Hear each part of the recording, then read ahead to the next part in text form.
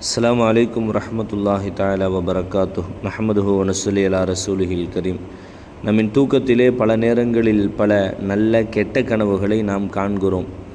கனவுகளை பற்றி மார்க்கம் என்ன பேசுகிறது என்று பார்த்தால், முஹம்மது ரசூலுல்லாஹி ஸல்லல்லாஹு அலைஹி வஸல்லம் அவர்கள் கனவுகளுக்கு முக்கியத்துவம் கொடுத்து பல இடங்களில் ஹதீஸுகளில் அறிவித்திருக்கிறார்கள், சொல்லிக் கொடுத்திருக்கிறார்கள்.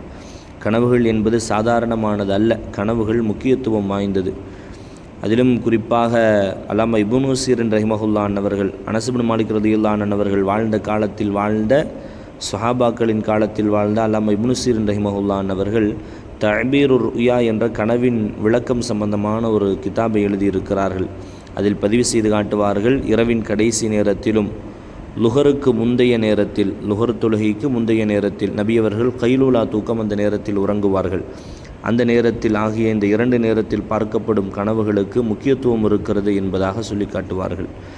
குறிப்பாக இந்த பதிவிலே நாம் ஒருவர் பாம்பை கனவில் பார்த்தால் அந்த பாம்பு தன்னை கடிப்பதாக அல்லது அந்த பாம்பை இவர் கொள்வதாக, தன்னுடைய வீட்டிலிருந்து அந்த பாம்பு வெளியேறுவதாக, தன் வீட்டிலே பாம்பு இருப்பதாக, உடலிலிருந்து பாம்பு வெளியிலே செல்வதாக, பாம்பை பார்த்து இவர் பயப்படாமல் செல்வதாகவெல்லாம் கனவு பார்த்தால் இதன் விளக்கங்கள் என்ன என்பதை இந்த பதிவிலே நாம் பதிவு செய்து, அப்படி அந்த மோசமான கனவுகள் நம்மை பாதிக்காமல் இருக்க என்ன செய்ய வேண்டும் என்பதையும் இன்ஷா அல்லாஹ் பதிவு செய்வோம். அல்லாஹ் கெட்ட கனவுகளிலிருந்து பாதுகாப்பானாக.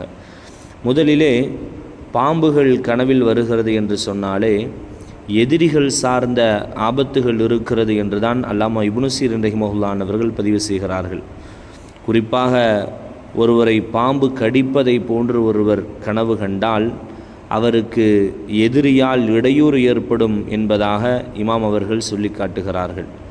இரண்டாவது, பாம்பை இவர் கொள்கிறார், ஒரு பாம்பை இவர் அடித்து கொள்கிற மாதிரி இவர் கனவு பார்க்குறார் என்று சொன்னால் எதிரியை இவர் வென்று விடுவார் என்பதாக அல்லாமா இப்னு சீரின் ரஹிமஹுல்லாஹ் அவர்கள் விளக்கம் சொல்கிறார்கள். மூன்றாவது, பாம்பு இவர் வீட்டுக்குள் இருப்பதாக கனவு கண்டால், வீட்டுக்குள்ளே பாம்பு இருக்கிற மாதிரி கனவு பார்த்தா தன்னுடைய குடும்பத்திலேயே அவருக்கான எதிரிகள் இருக்கிறார்கள் என்று இமாம்கள் சொல்லி காட்டுகிறார்கள். குறிப்பாக அல்லாமா இப்னு சீரின் ரஹிமஹுல்லாஹ் அவர்கள் பதிவு செய்கிறார்கள்.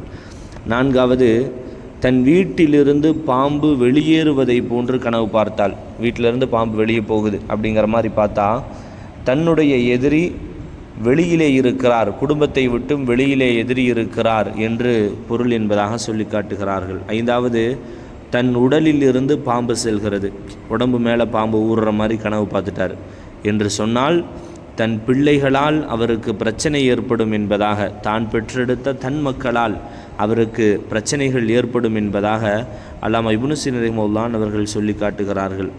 ஒருவேளை ஆறாவதாக, பாம்பை பார்த்து இவர் பயப்படவே இல்லை, பாம்பு போகுது இவர் வாட்டுக்கு தைரியமாக எதிர்த்து நிற்கிறார் என்பதை போன்ற கனவை பார்த்தால் சில நேரங்களில் அது நல்லதையும் ஏற்படுத்தலாம், சில நேரங்களில் அது கெட்டதையும் ஏற்படுத்தலாம் என்பதாக அல்லாமா இப்னு சீரின் ரஹிமஹுல்லாஹ் அவர்கள் அறிவித்து காட்டுகிறார்கள். ஆக பாம்புகளை காண்பதில் பல நேரங்களில் எதிரிகள் சார்ந்த விஷயங்களை அது அறிவிக்கிறது என்பதாக சொல்லி காட்டுகிறார்கள். கனவுகள் சாதாரணமானதல்ல. நபியுனா யூசுப் அலைஹிஸ்ஸலாம் அவர்களிடத்தில் இருவர்கள் வந்து கனவுகளை சொன்னார்கள். கனவுகள் வித்தியாசமானதாக இருந்தாலும் அதில் காரணங்கள் இருக்கிறது, அது பல நேரங்களில் நடக்கும் என்பதை வரலாறுகளும் குர்ஆனும் ஹதீஸும் நமக்கு உணர்த்தி காட்டுகிறது. சரி, கெட்ட கனவுகளை பார்த்து விட்டால் என்ன செய்ய வேண்டும்? இந்த மாதிரி ஒரு மோசமான கனவு பார்த்துட்டோம், அதிலிருந்து எப்படி தப்பிப்பது? நபி அவர்கள் பொதுவாகவே கனவுகளை பற்றி பேசுவார்கள். நல்ல கனவுகளை யார்கிட்டையும் சொல்ல வேண்டாம், இன்னொரு இடத்தில் இப்படி சொல்லுவார்கள், தங்களுக்கு விருப்பமானவர்களிடத்தில் சொல்லட்டும், நல்ல கனவாக இருந்தால். கெட்ட கனவுகளை ஃபலா யுஹத்திஸ் பிஹா அஹதா, யாரிடமும் சொல்லக்கூடாது என்றார்கள் முஹம்மது ரசூலுல்லாஹ். இப்போ என்ன செய்யணும்? கனவு பார்த்துட்டா எழுந்து இடதுபுறமாக அஊது பில்லாஹி மினஷ் ஷைத்தானிர் ரஜீம் என்று சொல்லிவிட்டு லேசாக 3 முறை துப்ப வேண்டும். வாயிலிருந்து எச்சில் வர வேண்டிய தேவையில்லை, லேசாக 3 முறை துப்புவதை போன்று பாவனை செய்தாலே போதுமானது. 3 முறை துப்புவதை போன்று பாவனை செய்துவிட்டு அஊது பில்லாஹி மினஷ் ஷைத்தானிர் ரஜீம் என்று சொன்ன பிறகு வலதுபுறமாக திரும்பி நாம் படுத்துக்கொள்ள வேண்டும் என்று மார்க்கம் தெளிவாகவே சொல்லி காட்டுகிறது. நபியவர்கள் சொல்வார்கள், யாரிடமும் கனவுகளை, கெட்ட கனவுகளை அறவே சொல்லக்கூடாது.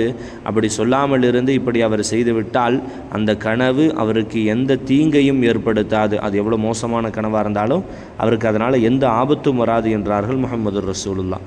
சரி, அப்படி கனவு வந்துவிட்டது, உள்ளங்களில் பயங்கள் இருந்து கொண்டே இருக்கிறது, எப்படி அதை சரி செய்வது என்ற சிந்தை ஏற்பட்டால் மார்க்கம் தெளிவாகவே சொல்லி காட்டும். அல்லாஹு தாலா ஒருத்தருக்கு ஒரு விஷயத்தை விதிச்சிட்டான், இதுதான் விதி என்று விதித்து விட்டாலே விதியை மாற்றும் 2 விஷயங்கள் இருக்கிறது. ஒன்று சதக்கா, இன்னொன்று துஆ.